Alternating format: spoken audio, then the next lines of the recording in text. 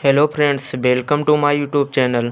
दोस्तों, आज के वीडियो में हम कंप्यूटर में प्रयोग होने वाले मेमोरी, रैम और रोम मेमोरी में क्या अंतर है उसको देखेंगे।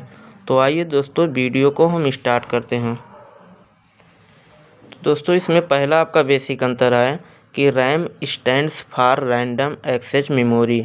मतलब जो रैम का आपका फुल फॉर्म होता है और रैंडम एक्सेस मेमोरी होता है। ठीक उसी प्रकार से आपका रोम है कि रोम stands for read only memory. मतलब जो आपका रोम का फुल फॉर्म होता है और रीड ओनली मेमोरी होता है।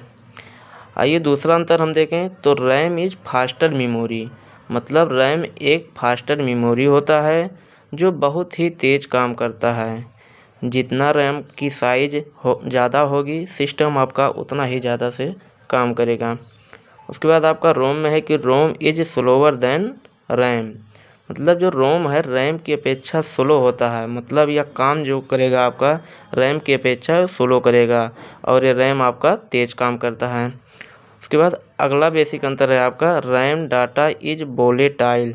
वोलेटाइल मतलब ये हुआ कि जैसे आप सिस्टम पे कोई काम कर रहे हैं और अचानक बिजली चली जाती है तो उसके पश्चात जो रैम में आपका डेटा होगा वो समाप्त हो जाएगा। मतलब उसे हम दोबारा प्राप्त नहीं कर सकते।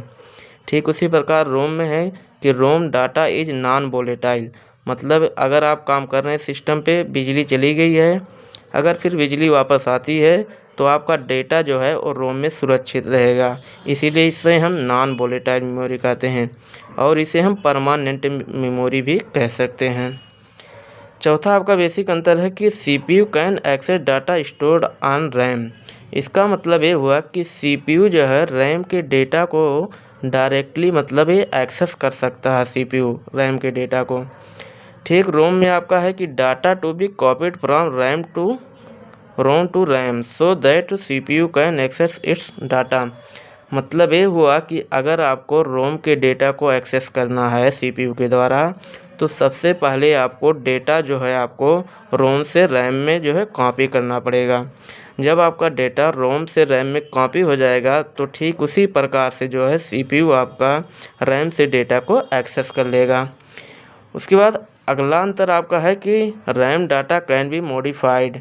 इसका मतलब ये हुआ कि मतलब जो भी रैम का डाटा है उसे हम आसानी से जो है राइट कर सकते हैं और उसे हम जो है ज़रूरत पड़ने पे इरेज भी कर सकते हैं। ठीक उसी प्रकार से रोम में आपका है कि ROM data can not be modified. मतलब जो रोम है रोम के डेटा को हम मॉडिफाई नहीं कर सकते। जैसे हमने ऊपर ही आपको बताया है कि रोम सिर्फ रीड कर सकता है, तो ठीक इसी प्रकार ये मॉडिफाई जो है डेटा उसको नहीं, ये सिर्फ रीड ही कर सकता है। उसके बाद अगला अंतर देखें तो जो रैम होता है आपका दो टाइप का होता है। पहला आपका एस रैम होता है जिसे हम स्टैटिक रैम कहते हैं। दूसरा आपका डी रैम होता है जिसे हम डायनेमिक रैम कहते हैं। ठीक उसी प्रकार से रोम के बारे में हम बात करें तो रोम आपका दो प्रकार का होता है। आपका पहला है पी रोम जिसे हम प्रोग्रामेबल रोम कहते हैं। मतलब प्रोग्रामर रीड ओनली मेमोरी कह सकते हैं। और दूसरा आपका है ईपी रोम। ईपी रोम मतलब erasable programmable read only memory कह सकते हैं। तो दोस्तों, आशा करता हूं कि आपको रैम और रोम में क्या डिफरेंस है, दोनों में बेसिक अंतर आपको समझ में आ गया होगा।